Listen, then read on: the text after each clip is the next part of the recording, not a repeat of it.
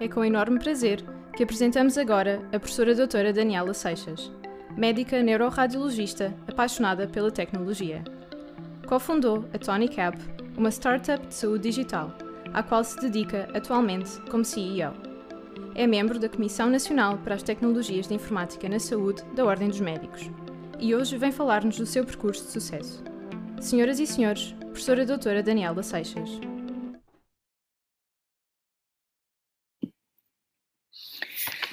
Muito bom dia a todos. É com gosto que estou aqui esta manhã para vos falar um pouco do meu percurso e também do que é a aventura da TonyCap. Eu hoje encontro-me aqui nos escritórios da TonyCap, depois vou-vos mostrar em pormenor aqui as nossas instalações também para perceberem como é que é o ambiente de uma startup. Então vou começar por falar um pouco do meu percurso e abordar sobretudo perguntas que me fazem com alguma frequência. Eu comecei a minha carreira de uma maneira muito tradicional, fiz o curso de Medicina e na altura já fiz o curso de Medicina porque achei que era um curso que me permitiria tantas saídas profissionais. Eu na altura não sabia muito bem aquilo que queria fazer. Quando terminei o curso, tive uma curta experiência na indústria farmacêutica, quase acidental, porque me ofereci para ser voluntária em ensaios clínicos, depois acabaram por me convidar no fim do ensaio clínico no qual eu participei como voluntária, mas depois rapidamente decidi voltar à clínica e fiz a especialidade de neuroradiologia. A especialidade de neuroradiologia, no meu caso, já não foi um acidente, foi uma escolha pela inovação, uma escolha pela tecnologia que já me fascinava desde criança. Acabei ainda antes de acabar a especialidade, inscrevi-me para fazer o doutoramento na área das neurociências, uma área que envolvia muito processamento de imagem, portanto mais tecnologia, e poucos anos depois acabo o doutoramento em neurociências, a especialidade também. Onde o meu percurso começou a mudar foi quando veio a primeira crise, que provavelmente vocês se lembram, a crise da dívida soberana, e eu não estava a entender o que se estava a passar. Começou a haver um forte desinvestimento na área da saúde e eu decidi na altura ir fazer um MBA, portanto um Masters in Business Administration. Estava a contar que, entretanto, fui fazer um MBA no IE Business School em Madrid, uma das melhores escolas de negócios do mundo e da Europa. E na altura fui porque gostava de entender melhor o que é que se estava a passar, entender um pouco mais da macroeconomia, e era para fazer os últimos 6 meses do curso, que era de 1 ano e meio na área da saúde. Acontece que não houve número de alunos suficiente, então ingressar nos últimos 6 meses no módulo de empreendedorismo. E foi aí que a TonyCap nasceu. A TonyCap nasceu como um projeto de curso do MBA que fiz em Madrid. Mas vou aqui agora contar um pouco o lado pessoal da história, porque quando faço o MBA, nessa altura, pessoalmente estava a ser difícil para mim. Porquê? Porque eu achava que de alguma maneira era insatisfeita com a vida, então tinha uma carreira hospitalar, académica de sucesso, era doutorada, pouco depois de me doutorar já procurar um MBA, portanto mais outro curso. Nessa altura da minha vida, e o coaching foi instrumental para eu me conhecer melhor. E permitiu-me, por exemplo, perceber que eu preciso de mudança frequente na minha vida e que realmente estes ciclos de 5 anos que eu já estava a criar importantes para a minha felicidade e para o meu desenvolvimento pessoal. Foi também importante perceber com o meu coacher que estava inserida numa cultura portuguesa do sul da Europa, que é muito oposta à minha, portanto, à minha personalidade, à minha maneira de estar, e que é compreendida em cerca de 80% por pessoas muito mais conservadoras, em que a mudança lhes causa desconforto. Ver isto foi importante porque passei a encarar como natural esta minha vontade de mudar de tempos a tempos e, portanto,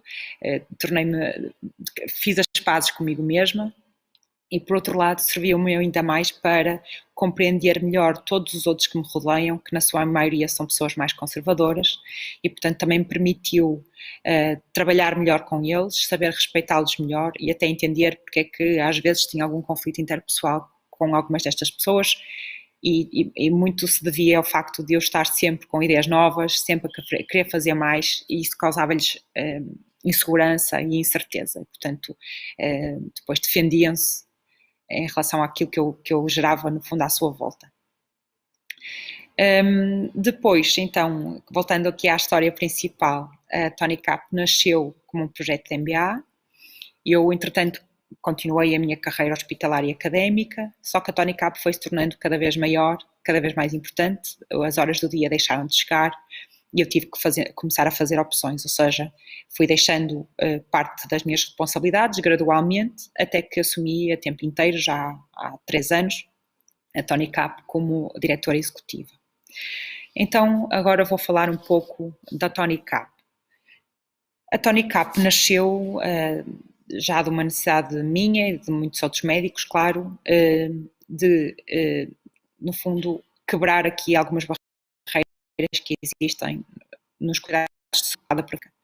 Por um lado, a barreira da comunicação, ainda existem enormes barreiras a comunicação entre equipas na área da saúde, entre o público e o privado, e entre as diferentes especialidades, entre diferentes organizações hospitalares, mesmo quando se vai fazer transferência de um doente. Portanto, a Tony Cap começou por tentar resolver esse problema e uma plataforma segura de colaboração e discussão entre médicos. Rapidamente percebemos que poderíamos resolver um problema ainda maior, que é o problema da fragmentação massiva dos recursos digitais que hoje em dia os médicos precisam para trabalhar.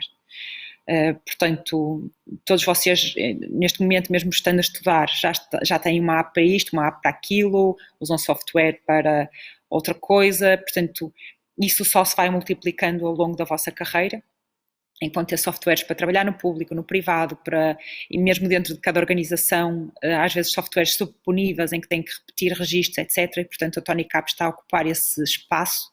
Estamos a agregar numa única plataforma todos os recursos que são úteis para o médico no seu dia-a-dia. Portanto, começamos com a plataforma de discussão de casos clínicos e, entretanto, já temos prescrição eletrónica, videoconsulta, emprego médico, as notícias da saúde, árvores de decisão de diagnóstico, tratamento, referenciação, motores de busca especializados para congressos, para códigos de reembolso, guidelines, entre vários outros recursos. A Tony Cap começou em Portugal como mercado de teste. E porque é que digo que é mercado de teste? Obviamente, eu sendo portuguesa e querendo servir os meus pares, a verdade é que o mercado português no seu todo é muito, muito pequeno. Portanto, para termos um projeto mais ambicioso e para podermos recorrer a financiamento, tínhamos que ter um plano maior. Portanto, então a Tony Cap partiu de Portugal para o mundo, para a Europa, e já estamos presentes em Espanha e agora, aliás, estamos em fundraising para acelerar a nossa expansão geográfica. Só para vos dar uma ideia de como é que a Tony Cap tem crescido em meses e porque estamos a resolver este problema da fragmentação digital, isto num contexto em que estamos todos digital overloaded, literalmente. A Tony nasceu, há cerca de um ano tínhamos 14 mil médicos e hoje em dia já ultrapassamos a barreira dos 70 mil médicos a utilizar a Tony Cap. Agora, o que provavelmente vai nas vossas cabeças é como é que a Tony Cap monetiza, como é que a Tony Cap pode existir, não é? Tem que gerar negócio. O que a Tony Cap faz é, nós sempre que necessário desenvolvemos nós mesmos o conteúdo clínico, ou as ferramentas digitais, têm esses recursos, simplesmente eles pagam para os colocar na Tony Cap.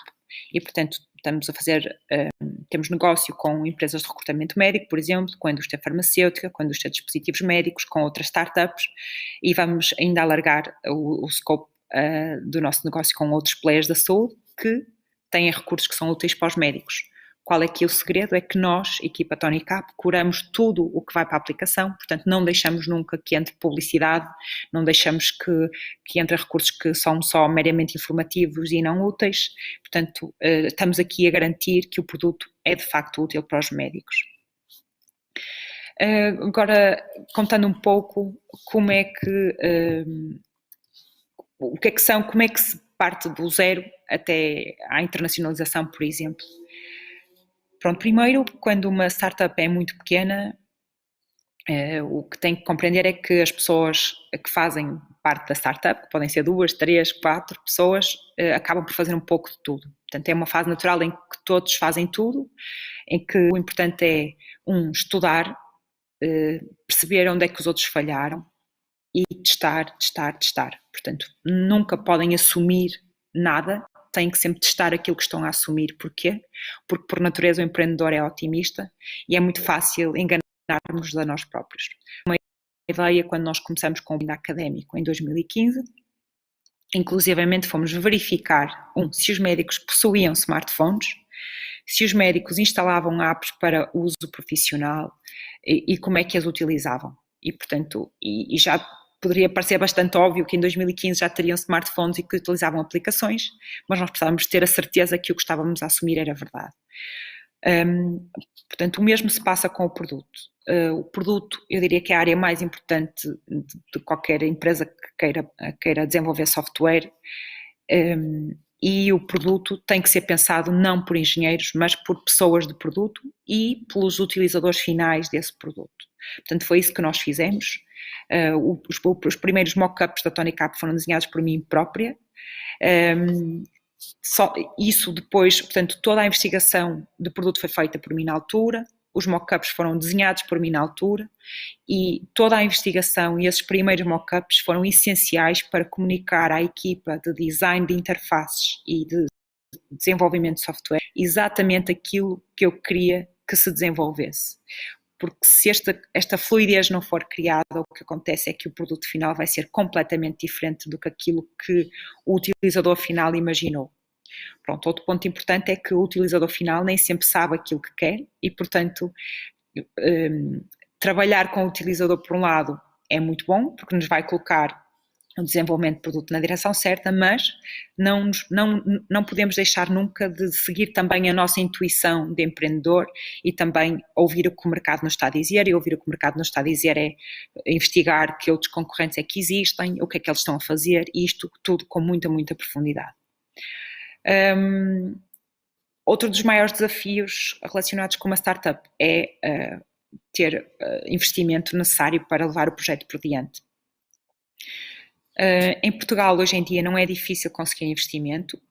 O tipo de investimento que vocês têm que procurar depende muito do investimento, depende muito do projeto em si. Portanto, no caso de uma empresa que quer crescer mais, pode ser o investimento ideal. E porquê? Porque em capital de risco, como o próprio nome indica, estão disponíveis para apostar em empresas com grande potencial, mas que ainda estão muito no início. Portanto, um banco nunca teria emprestado o investimento necessário à Tony Cap para ela começar. No entanto, existem muitos outros projetos que não têm uma escala tão grande como nós queremos ter internacional e que podem ser perfeitamente o que nós chamamos de negócio de lifestyle. E o negócio de lifestyle, o que deve procurar é ter receitas o mais rapidamente possível que possam sustentar o negócio, e o que vai acontecer é que esse negócio vai crescer um pouco mais lentamente. A Tony Cap não tem lucros e está muito longe ainda de vir a ter lucros, portanto estamos apostados em crescer mesmo muito rapidamente agora em diferentes geografias europeias.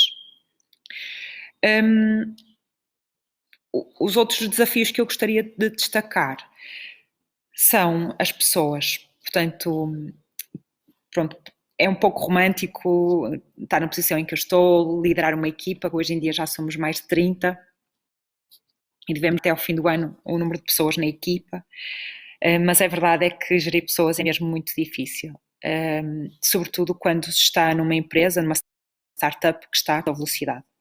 Então, enquanto que no início estávamos no que se chama o estadio de família de uma startup, em que nos conhecemos muito bem, todos fazem tudo, há muita união, conhecemos muito bem. Nesta fase da startup não costuma haver muitos shows. À medida que vamos crescendo, o que acontece é que, por exemplo, agora eu que seguia muito perto de toda a equipa, agora já não sigo perto de todas as equipas, já temos 5 equipas funcionais dentro da TonyCap.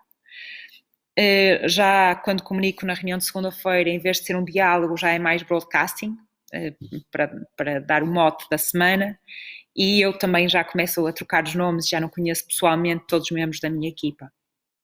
Portanto, por exemplo, nesta fase em que nós estamos, em que estamos a crescer muito rapidamente, nós estamos a crescer estamos a crescer exponencialmente em número de utilizadores e também de parceiros e clientes, estamos numa fase particularmente vulnerável, porque necessariamente eu e a equipa de direção não está a dar tanta atenção à equipa e podemos perder pessoas neste processo que numa startup fazem sempre mesmo muita falta. Portanto, nós temos pouca redundância de funções e perdemos de repente um diretor de uma equipa ou um developer particularmente dotado, é um grande problema para nós. Como último desafio relacionado com as startups, gostava de falar da montanha russa, que é uma startup. Nós temos muitos movimentos, e agora menos, porque a startup agora já é uma scale-up, já é difícil que o projeto falhe, mas ainda se iríamos conseguir vingar. E, portanto, isto significa que há muitos momentos da vida de uma startup em que nós achamos que não vamos conseguir e outros em que alguma coisa acontece e que achamos que somos os maiores do mundo. Então, toda esta gestão emocional é muito difícil de fazer e eu diria particularmente para mim, que no fundo como CEO sou eu que tenho a máxima informação de tudo que se passa, seja a nível de quanto dinheiro temos no banco, de quem são as pessoas, quem vai entrar, quem vai sair, e isso foi algo com que eu aprendi a viver ao longo dos anos, mas ainda vos digo que de vez em quando acordo à meia da noite a pensar o que é que eu estou a fazer, felizmente cada vez menos, mas é emocional muito intenso e, portanto, também porque me dedico muito àquilo que estou a fazer. Eu estou quase aqui a acabar o meu tempo, queria só terminar dizendo que não pensem de todo que têm que fazer aquilo que esperam que vocês façam, ou seja, vocês não têm que exercer clínica, eu não estou com que não façam, o que eu estou a dizer é que existe um sem número de possibilidades para alguém que tem um curso de medicina. O mundo do empreendedorismo também é uma das idades. Se tiver que vos dar um conselho, não vos sugiro que, se querem empreender na medicina, abrir o vosso próprio projeto, não vos sugiro que façam logo depois do curso. Sugiro que primeiro trabalhem como clínicos, que aprendam, porque só se trabalharem é que vão perceber exatamente quais são os desafios do dia-a-dia profissional dos médicos para poderem empreender nesta área. Tem também muitas outras questões relacionadas com a tecnologia, com as organizações, com o mercado, que também só se aprende com alguns anos de trabalho. E essa perspectiva é importante e essa maturidade é importante, na minha opinião. Claro que nada vos impede de empreender a seguir ao curso, mas a minha opinião é que, se tiver um pouco mais de maturidade e de mais conhecimento para além do técnico, é útil para o que vão fazer. Fico ao dispor para quem me quiser contactar. Hoje em dia eu tenho muito pouco tempo, portanto pode ser mais fácil contactarem alguém da minha organização ou contactarem diretamente no LinkedIn. Portanto, vou terminar aqui com uma visão do nosso escritório. Portanto, nós já temos aqui um espaço grande para 30 pessoas, uma copa lá atrás com um pequeno terraço, e por baixo temos outra startup, esta numa área completamente diferente da saúde, e as duas empresas entre ajudam-se muito, porque entendemos que uma empresa pequena está sozinha também, é um desafio que não vale a pena. Então, mesmo para terminar agora, gostaria de dizer que a TonyCap ainda não está disponível para alunos de medicina simples. Então, pode parecer que os recursos que os médicos precisam e que os alunos de medicina precisam são idênticos, mas na realidade fizemos essa investigação muito cedo, em 2016, os recursos que ambos os grupos precisam não são de todo iguais. E o que é que acontece? Quando estamos a falar de um produto mobile, uma app, que tem que competir não com as outras apps de saúde na realidade, mas com a nossa atenção no Instagram, no Facebook, no e-mail, no telefone, tentarmos criar um produto e fazê-lo crescer rapidamente na Europa para vários grupos, mesmo que tenham alguma sobreposição, é um erro. O que iria acontecer é que a TonyCap hoje em dia não seria nem boa o suficiente para os médicos, nem boa o suficiente para os alunos de medicina.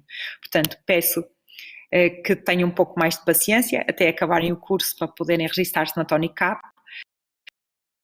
Ou então, nós estamos a de facto alargar, pode ser que ainda os apanhe até ao fim do curso. O que eu peço é que nos tenham maus ratings na App Store, porque isso sim muito a ter mobilidade na Store. Foi um gosto estar aqui com vocês esta manhã, espero que vos tenha conseguido inspirar. Muito obrigada, fico disponível para as vossas perguntas. Obrigada, doutora Daniela, por esta apresentação tão inspiradora e por nos ter trazido um pouco do seu percurso pessoal e também, claro, da TonyCap. Temos aqui uma pergunta dos nossos participantes. Quais são atualmente, a seu ver, em Portugal, os maiores obstáculos à inovação em saúde? Existem vários obstáculos.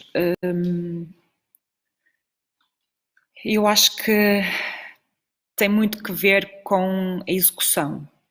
Ou seja, todos nós temos presente na cabeça que a inovação é necessária, sobretudo neste momento de pandemia, em que a digitalização foi forçada e acelerada na saúde, mas depois acho que falhamos na execução. Para executar precisamos de investimento, por exemplo, vamos para o exemplo da medicina. Para fazer sistemas capazes, precisamos de largura de banda, precisamos de computadores mais recentes, precisamos de educar os profissionais de saúde, precisamos de dar mais informação aos utentes e, portanto, tudo isto necessita de investimento. Portanto, acho que ninguém discorda que hoje em dia precisamos da telemedicina. Eu acabei de dizer precisa de investimento e de boa execução e execução por quem sabe. Portanto, eu diria que esta seria a maior barreira. Obrigada por esta palestra e esperamos contar consigo também noutras palestras futuras. Obrigada.